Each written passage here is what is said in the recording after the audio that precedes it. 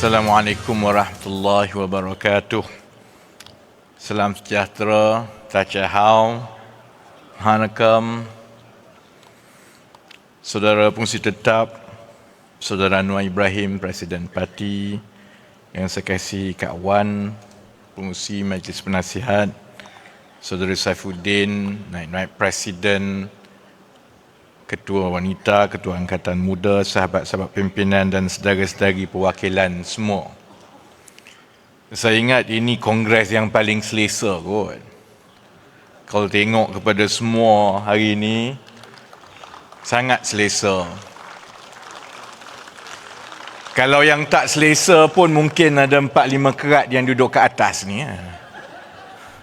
Sebab kalau dulu sebelum kita jadi kerajaan, kalau untuk dapat tepukan dan sambutan yang baik daripada perwakilan, kita hentam pembangkang masa lawan kita kan. Saya tengok sekarang ada kaedah baru. Kalau nak dapat sokongan dan juga tepukan yang kuat, pembahas akan hentam menteri-menteri yang ke atas. Seronok korang ya satu hari. Tapi saya ingat lepas ini, siapa yang nak jadi menteri, timbalan menteri, perlu tanda tangan aku janji, bersedialah kena maki dekat kongres tahunan.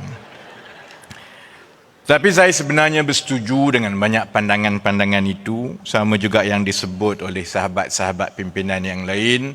Memang betul dalam tahun pertama, oleh kerana banyak tumpuan kita itu ialah soal membetulkan perjalanan negara.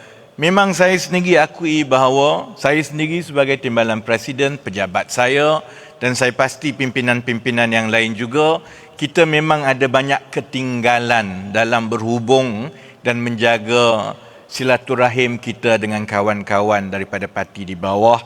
Dan insya-Allah itu perkara yang perlu saya dan rakan-rakan yang lain perbaiki. Permintaan saya satu saja. Asalkan kena dengan tata kelola dan juga aspirasi kita untuk bawa perubahan dalam kerajaan.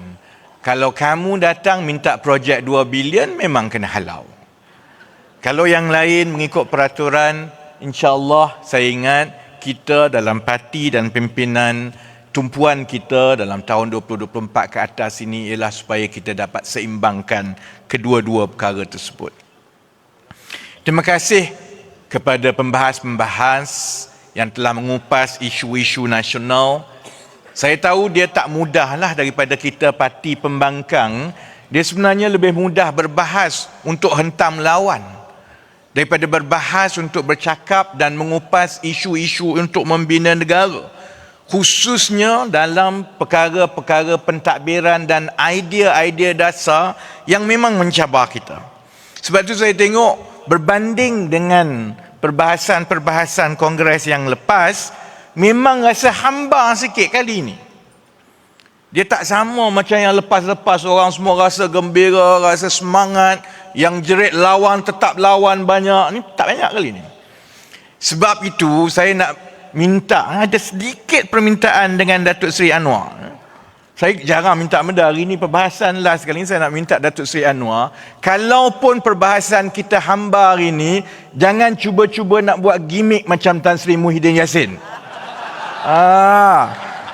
Kot-kot lah orang dok kata populariti Perdana Menteri ni dah jatuh, tengok perbahasan Kongres pemecah hamba. Kot-kot lah Datuk Seri Anwar lepas ini konon nak menarik diri, lepas tu balik tanya Kak Wan. Jadi saya sedari hakikatnya selepas 1 tahun dengan segala cabaran kita, Saudara Anwar telah berjaya membawa kestabilan politik kepada negara kita, walaupun keputusan PRU 15 itu sebenarnya kucak-kacir.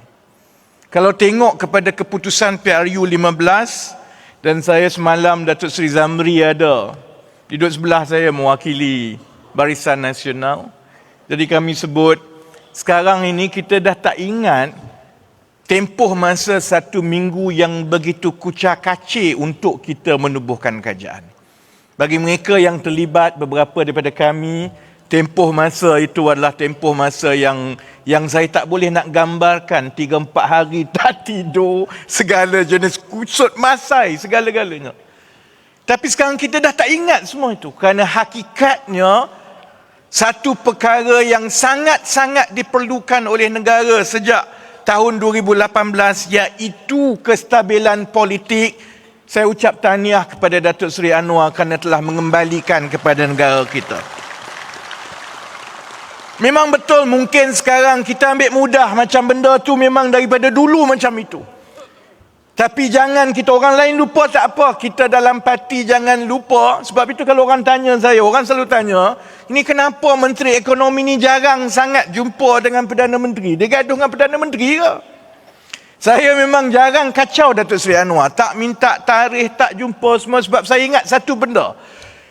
Datuk Seri Anwar menjadi Perdana Menteri yang kita perlu pastikan ada kestabilan politik dalam keadaan kita berdepan dengan pembangkang yang suka acah-acah.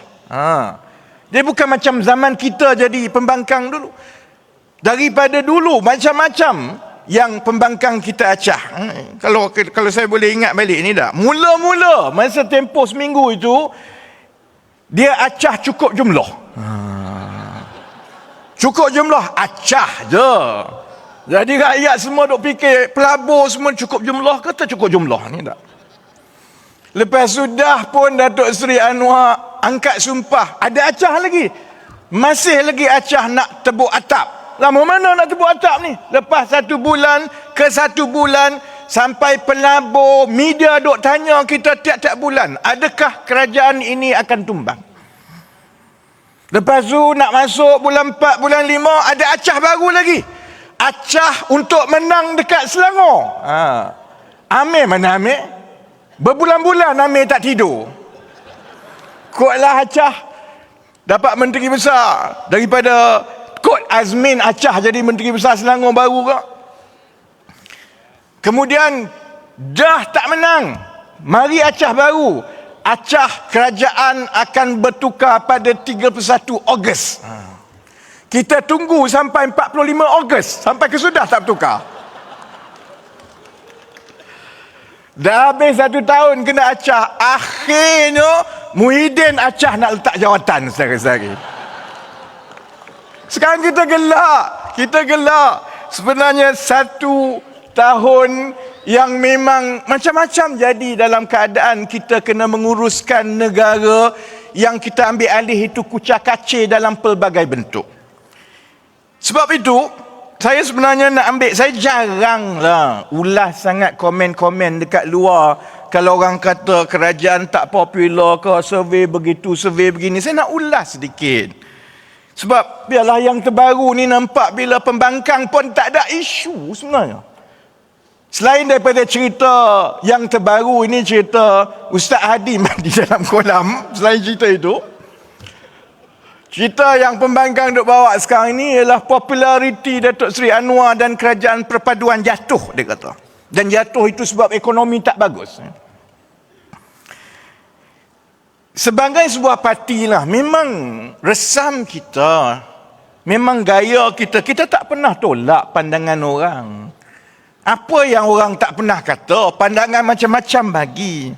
Tapi resam kita juga, tambah sekarang ini kita dah jadi kerajaan, ada pandangan yang bila bagus dan bila disokong dengan data, dengan bukti, dengan kupasan yang baik, pandangan itu kita ambil sebagai azimat. Memang betul. Tapi banyak juga pandangan-pandangan ini yang sebenarnya tidak berpandukan kepada bukti, kepada fakta, maka pandangan ini kita ambil with a pinch of salt. Dan itulah pandangan saya kalau soal populariti dan perkara-perkara yang cuba dimainkan sekarang. Sebab kalau kita ingat sejarah kita lah, bila masanya orang kata PKR dan Datuk Seri Anwar ni popular? Mana pernah? Memang tak pernah pun. Dulu zaman daripada awal dulu, orang kata PKR ni parti the weakest link.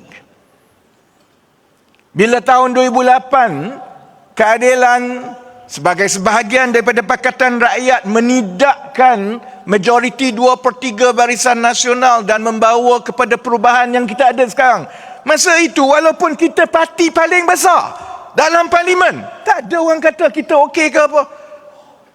Kawan dan lawan kata kita the weakest link. Kalau orang cerita pasal Melayu, dia kata yang kuat PAS. Kalau kata yang sokongan kuat bukan Melayu, dia kata DAP. PKR ni melukut di tepi gantang. Jangan kita lupa saudara-saudari. Sebab tu saya tak load. Kalau ada orang kata sekarang ni tak popular lah, merudum, lebih teruk daripada itu orang pernah kata kepada kita saudara-saudari. Sebab itu bila tahun 2014, 2015, bila kita dah nampak PAS tidak lagi sehaluan dengan aspirasi negara progresif yang kita bawa, bila kita kata kita kena berpisah daripada PAS, lalu kita tubuhkan Pakatan Harapan yang ramai bagi pandangan yang menentang itu adalah kumpulan yang mengaku progresif sendiri. Yang bagi pandangan kata PKR ni kamu ni lemah, kamu ni sepatutnya PAS nak apa bagi sajalah. Saya ingat lagi ada satu kumpulan aktivis-aktivis sosial sampai buat mesyuarat untuk meyakinkan supaya tukar Kak Wan daripada Presiden Keadilan masa itu. Sebab dia kata Kak Wan ni tak cukup kuat, habislah kita. Kak Wan ingat masa tu. Kalau kita ni jenis dengar dan ambil pot apa yang orang kata kat luar saudara-saudari, kita tak menang 2018 dan Datuk Seri Anwar Ibrahim tak jadi Perdana Menteri pada hari ini. Kalau kita balik lebih awal lagi, masa keadilan ditubuhkan tahun 1999, masa itu orang kata kamu takkan pergi mana-mana. Penganalisa kata parti pelbagai kaum tidak ada harapan dalam negara kita. Saya ingat lagi masa saya muda-muda, kecewanya bila kita pujuk orang, cuba dapatkan kawan-kawan masuk dalam keadilan. Jawapan yang saya dapat daripada orang yang paling terpelajar pun, parti pelbagai kaum kat Malaysia ni tak ada harapannya, buang masa saja. Kemudian bila Datuk Seri Anwar duduk dalam penjara lama tu, semua orang kata keadilan ni tak ada Anwar, tak ada apalah, dia berjuang hanya untuk Anwar saja, tak ada harapan. Yang kata ni siapa? Penganalisa politik lah, yang macam yang kita ada sekarang. Tahun 2004 kita tinggal satu kursi pun sama, penganalisa politik survey tak survey kata keadilan akan berkubur lepas itu. Kemudian tahun 2013, 2015 Datuk Seri Anwar ke penjara pun sama, orang kata macam itulah. 2016 bila kita buat Pakatan Harapan, kita kata nak menang kena 3 penjuru, pun sama. Penganalisa politik, profesor, ahli akademik universiti mana, semua kata ini semua akan kalah. Masa kita menang tak ada pula dia minta maaf saudara-saudari. Ni yang duk tulis ni, analisa demi analisa. Bila kita menang, pernah dengar tak ada seorang penganalisa politik tampil ke hadapan kata sebenarnya saya silap 2 tahun lepas, sebenarnya keputusan yang dibuat oleh PKR itu adalah tepat? Kita takkan dapat saudara-saudari. Sama lepas tahun 2020 kena khianat dengan Sheraton. Ini penganalisa yang sama juga ni yang duk bising semua ni. Dia dah kuburkan kejayaan politik Datuk Seri Anwar pun. Dan akhir sekali, nak masuk dalam pilihan raya umum tahun lepas, bila kita sepakat kata tak perlu kerjasama dengan PAS, dengan Bersatu, kita masuk jadi blok terbesar, dan itu bagi ruang kepada Datuk Seri Anwar untuk merundingkan penubuhan kerajaan selepas pilihan raya. Punlah termasuklah Merdeka Center ke, termasuklah pun kata tak boleh ni, PKR akan kalah besar macam kalah dalam pilihan raya negeri. Jadi sebab itu saudara-saudari, kalau kita tengok balik analisa cerdik pandai segala yang ada kat luar ni, bila masa mereka pernah meletakkan Datuk Seri Anwar Ibrahim boleh jadi Perdana Menteri? Tak pernah. Sebab itu selama bertahun-tahun sudah jadi disiplin kita. Kita dengar, kita tapis, tapi kita tidak akan sekali-kali menunggu untuk didendang. Kita memang parti yang tak pernah didendang daripada hari yang pertama. Kita tak didendang kerana keputusan kita itu menongkah arus. Kadang-kadang keputusan kita mendahului zaman dan memang ambil masa untuk rakyat, untuk kumpulan, untuk cerdik pandai ini dapat melihat beberapa perkara yang hanya pada ketika itu berdasarkan bukti kita, data kita dan kepekaan kita, sebab dekatnya kita dengan suara hati rakyat. Masa itu kita nampak, orang lain tak nampak. Jadi kalau nak jadi parti didendang, masuk pribumi. Kalau nak konon jadi parti popular tapi tak pernah jadi kerajaan, jadi Perdana Menteri, masuk PAS. Tapi kalau kita nak jadi parti yang berjaya membawa perubahan dan anjakan dalam negara dan masyarakat, walaupun kita sering dikritik berkali-kali, saudara-saudari, setialah, insya-Allah dengan keadilan kita akan terus mencipta masa depan kita. Baik, Pengurusi tetap saya minta dalam 5-6 minit lagi sebelum gong tu bunyi, no? Okay, dibenarkan. Sebab saya tahu bila saya kata begitu, ada media ni dia akan tulis, PKR ni nampak sombong. Tak nak dengar orang di luar. PKR, timbalan Presiden PKR mengkritik pakar-pakar. Dia akan tulis macam itu. Sebab ni zaman clickbait. Dia orang tak baca dah apa dia kat bawah tu, dia baca kat atas je. Kenapa saya berani sebut begitu? Kerana analisa-analisa yang dibuat itu tidak bersandarkan kepada fakta. Faktanya begini, kalau dikata Datuk Seri Anwar Ibrahim, saya sebagai Menteri Ekonomi Kerajaan gagal memulihkan ekonomi, dia kata. Sebab tu saya tanya Muhyiddin dalam parlimen, dia tak boleh jawab. Faktanya begini, pertama, ekonomi politik negara ni stabil. Datuk Seri Anwar dah menyelesaikan sebahagian daripada masalah paling utama negara sebelum ini. Bukan saja dalam kerajaan stabil, sebelum itu kucak-kacir Malaysia ni 5 tahun. Dalam parti yang jadi tonggak kerajaan, dalam keadilan, kita tidak pernah lebih stabil daripada yang kita ada sekarang. Sebabnya, kita tak ada Hamzah Zainuddin dengan tak ada Azmin Ali dalam parti ni.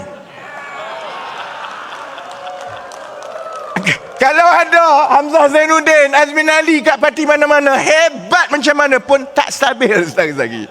Kita dah kena dulu. Soal misi menstabilkan harga barang. Bila kita mula-mula ambil alih, inflasi 4%. Sekarang tak sampai setahun, Oktober 1.8%. Tu yang saya duk tanya, ikut mananya kamu kata harga barang naik? Inflasi makin turun, paling rendah, paling kurang. Kalaupun tak nak sokong yang komen itu, jawablah bab ini. Kalau kamu kata ekonomi tak baik semua, kamu jawab ni macam mana dalam keadaan inflasi 1.8%. Kamu kan ada PhD. Yalah, tapi Mas Surah pun ada PhD juga, ya tak? Sudah. Misi untuk mencipta naratif pertumbuhan ekonomi negara supaya kita boleh menarik pelabur dan menggalakkan pertumbuhan ekonomi. Datuk Seri Anwar lancarkan ekonomi madani. Kita lancarkan pelan peralihan tenaga. Kita ada pelan industri yang baru. Kita ada kajian separuh penggal. Kita ada belanjawan. Zaman Muhyiddin PDF dulu berapa banyak dia buat? Paling kurang bila penganalisa nak komen, rujuklah, bandingkanlah, biarlah dia berasaskan kepada fakta. Misi kita untuk mengurangkan hutang kerajaan dan mengukuhkan kedudukan kewangan negara. InsyaAllah tahun 2023 kita akan dapat mencapai sasaran pengurangan defisit 5%. Tahun 2024, 4,3%. Tahun 2025, 3,5%. Dan daripada 2026 ke atas, kita akan mula melihat hutang kita berkurang. Jadi kok mananya gagalnya? Zaman 33 bulan dulu, pernah kita tengok apa-apa rancangan untuk mengurangkan hutang. Jadi yang dok komen ni, komentar ni, kalau pun nak komen, tengoklah yang itu dulu. Dan yang terakhir sekali dari segi datanya, pertumbuhan ekonomi tidak pernah berlaku. Saya ingat sejak tahun sebelum 2018 pun lagi, ada pertumbuhan dari satu suku ke satu suku secara berterusan. Ini kali pertama dalam sejak beberapa tahun yang lampau. Suku pertama tahun ini berbanding suku keempat tahun lepas naik 0,9%. Suku kedua berbanding suku pertama naik 1,5%. Suku ketiga, saya sebenarnya dah pucat tahu suku ketiga. Habislah ni, macam mana ni tak naik. Suku ketiga naik lagi 2,6%. Dan berdasarkan keadaan sekarang, insya-Allah kita akan dapat melepasi sasaran pertumbuhan kita. Ini berlaku dalam keadaan seluruh ekonomi dunia sekarang ini tengah lembab. Muhyiddin tak jawab. Penganalisa ekonomi tak jawab. Kalau walaun tak faham, okeylah, memang walaun macam itu. Tapi bila ada komen-komen yang konon datang daripada cerdik pandai, daripada media, tapi dia tak tunjukkan data dan perspektif yang betul. Sebab itu hari ini saya nak jawab secara politik, saudara-saudari. Baik sikit lagi ni nak cerita pasal ringgit. Sebab dia akan kata, yang itu tu tak penting. Sebab ringgit kita jatuh. Aku nak tanyalah walaun ni, berapa kali kau pergi New York tiap-tiap bulan? Yang sibuk sangat ringgit jatuh. Kau import Mercedes berapa biji tiap-tiap bulan? Ringgit dia kata jatuh. Baik Yang dia tak, yang tidak dikongsi. Yang itu yang kadang-kadang saya kecewa. Kerana memang betul kita dah terangkan, kita terpaksa mengambil keputusan untuk tidak membebankan rakyat. Kabinet bersetuju dengan pandangan Bank Negara bahawa dikekalkan kadar faedah itu kerana walaupun itu ada kesan kepada nilai ringgit, tetapi ia akan terus mengembangkan ekonomi negara. Tapi sebenarnya kalau kita tengok daripada akhir Jun 2023 ke akhir September 2023, yang ini yang saya nak tanya, ni termasuklah perwakilan ni. Memang betul ringgit melemah, makin melemah. Kita susut nilai 0.2% dengan Singapura. Betul. Kita susut nilai Jun ke September itu sebanyak 0.6% dengan Amerika. Memang betul. Tapi tak pernah disebut. Contohnya, kita mengukuh 2.9% dengan yen, 2.4% dengan bas Thai. Kita mengukuh 2.4% dengan sterling. Kita mengukuh 2% dengan rupiah. Kita mengukuh 1.8% dengan peso. Kita mengukuh 1.7% dengan Korean won. Kita mengukuh 1.6% dengan euro. Kita mengukuh 1.4% dengan Australian dollar. Kita mengukuh 0.2% dengan China. Yang kita lemah ni hanyalah dengan dolar Singapura dan dolar US saja. Yang lain naik semua ni dia tak cerita. Sebab itu yang cerdik pandai ni kalau nak cerita, cerita semualah. Jangan cerita yang walaupun nak dengar saja. Dan pasal ekonomi akhir sekali orang cerita pasal tengok ni mata wang teruk, bursa teruk. Dia tak tengok ke sebenarnya daripada prestasi akhir Jun kepada akhir September 2023, pasaran bursa Kuala Lumpur adalah antara yang terbaik bila dibandingkan dengan pasaran-pasaran bursa dunia, seluruh dunia. Kita hanya nombor 2 di belakang Jakarta saja. Jakarta meningkat 4.2%, Kuala Lumpur meningkat 3.4%, mengalahkan semua bursa-bursa lain termasuklah Vietnam 3% saja naik. Mumbai hanya naik 1.7%. London naik 1% saja. Singapura naik 0.4%. Bangkok, semua Bangkok, Manila, New York, Shanghai, Seoul, Tokyo, Nasdaq dan Hong Kong, semua ini menguncup, saudara-saudari. Sebab itu saya nak maklumkan bahawa kita biasa menongkah arus. Kita biasa membawa perubahan dalam keadaan tidak didendang, dan insya-Allah seperti saya dah sebutkan kepada Datuk Seri Anwar Ibrahim, janganlah gundah gulana kerana kita pun ada kaji selidik kita sendiri. Kaji selidik kita itulah yang sebelum ini membimbing kita untuk membuat keputusan-keputusan di luar jangkauan rakyat seperti 3 penjuru dan sebagainya, dan kaji selidik kita menunjukkan ada peningkatan populariti Datuk Seri Anwar Ibrahim dan kerajaan daripada Julai ke September, kemudian dia kekal di November begitu. Jadi tak ada masalah. Sebab itu Datuk Seri Anwar, saya harap kita terus fokus kepada perkara-perkara penting yang kita perlu buat untuk tahun 2024 ini. Kerana tahun 2024 is the year of action. And the year of action ini mestilah menumpukan kepada perubahan-perubahan utama kepada kehidupan setiap keluarga rakyat negara kita. Contoh yang paling baik ialah kos sara hidup. Kita telah berjaya menstabilkan harga, dia tak naik macam dulu. Saya harap tahun 2024 ini mengikut kesepaduan semua kementerian, kita tumpukan pula untuk meningkatkan pendapatan bulanan keluarga, baik dari segi menggunakan peluang untuk menstrukturkan subsidi untuk mewujudkan satu sistem bantuan dan juga perlindungan sosial yang menyeluruh kepada semua keluarga, dan juga untuk kita teruskan dengan reformasi pasaran kerja agar gaji itu naik dan pekerja-pekerja kita ditingkatkan kemahiran untuk mendapat gaji yang lebih baik. Last sekali. Itu semua reformasi dan perubahan yang kita buat dalam ruang litup kerajaan. Tapi sebagai sebuah parti reform, kita tak boleh berhenti di situ.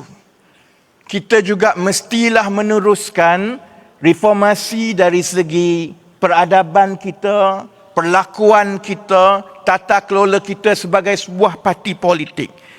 Sebab itu saya nak kempen sedikit. Saya pakai baju KIRA hari ini.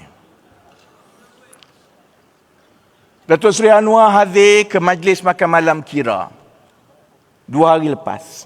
KIRA bukan untuk buat duit, saudara-saudari. KIRA sebagai koperasi adalah satu cabaran kita untuk membawa satu reformasi baru dalam bidang politik di negara ini, untuk membuktikan bahawa parti-parti politik boleh menjaga kebajikan anggotanya. Parti politik boleh mewujudkan peluang ekonomi di peringkat akar umbi tanpa kita menggunakan dan melanggar tata kelola wang rakyat, saudara-saudari. Koperasi adalah usaha kita untuk membawa pengupayaan ekonomi kepada akar umbi kita, dan insya-Allah menjelang Mac tahun ini KIRA akan melancarkan 2 produk, satu kedai runcit dan satu lagi ialah pusat penjagaan kanak-kanak yang selepas itu kita akan luaskan di seluruh negara. Tapi untuk macam itu kita perlukan modal dan kita perlukan penyertaan semua orang. Jadi saya minta seberapa ramai untuk anggota biasa saham minima RM100, yuran pendaftaran untuk pentadbiran RM10. Tapi yang duduk atas pentas ni janganlah RM100. Yang paling kurang sebelah kanan saya tu, paling kurang RM10,000. Yang ke atas-atas ni sahamnya, belilah banyak sedikit. Dan untuk cabang dan juga anggota kita di bawah, kira akan memberikan RM10 wang pentadbiran, yuran pentadbiran itu sebagai ganjaran untuk mendapatkan anggota. Maksudnya kalau ada anggota kita seorang di bawah, dia bawa masuk 10 orang, RM100 yuran pendaftaran itu kepada anggota itu. Begitu juga kepada cabang, kalau cabang bawa masuk anggota, kalau cabang itu bawa masuk 20 orang, dia dapat 200, dia bawa masuk 200, dia dapat 2,000 dan sebagainya. InsyaAllah saudara-saudari, kita berharap supaya masa depan parti selepas ini akan beralih daripada gerakan massa membawa perubahan kepada gerakan massa berasaskan satu perusahaan sosial ataupun social enterprise yang tumpuan kita adalah untuk berterusan memberikan khidmat kepada rakyat, baik melalui wakil kita di dalam kerajaan, baik melalui wakil kita di dalam parti yang terus membantu rakyat di bawah melalui saluran koperasi. Jadi ini betul-betul akhir punya. Semua orang bagi pantun. Jadi saya walaupun saya trauma lepas kena pantun daripada pembahas PAS hari itu, tapi saya akan bagi pantun sempena 25 tahun parti kita tahun depan. Saya bagi pantun awal-awal. Pantun ini bermula daripada, sebab saya nak hebat sikit daripada Amir semua yang bagi pantun, saya bagi pantun saya dalam bahasa Inggeris dan bahasa Melayu. Jadi saya mula dalam bahasa Inggeris dahulu. Ini pantun kepada parti kita yang sekarang ini nak masuk umur 25 tahun, yang tak pernah didendang, yang macam-macam kita kena. Jadi ini untuk parti dan sudah tentu semua anggota-anggota kita. You are still so young to travel so far. Old enough to know who you are. Wise enough to carry the scars without any blame. There's no one to blame. Maksudnya begini dalam bahasa Melayu saya terjemahkan. Untuk Parti Keadilan Rakyat. Walau muda jauh sudah berjalan. Matang umur kenali kawan dan lawan. Bijaksana menanggung derita dan beban. Janganlah salahkan orang, itulah namanya perjuangan. Saya doakan keadilan dan saudara-saudari akan terus segar-bugar berbakti kepada rakyat untuk 100 tahun yang akan datang. Sekian, sese, nandri, vanakam, terima kasih. Wabillahi taufiq wal hidayah. Wassalamualaikum warahmatullahi wabarakatuh. Terima kasih Saudara YB Rafizi Ramli, Timbalan Presiden, atas ucapan penggulungan yang penuh dengan fakta data.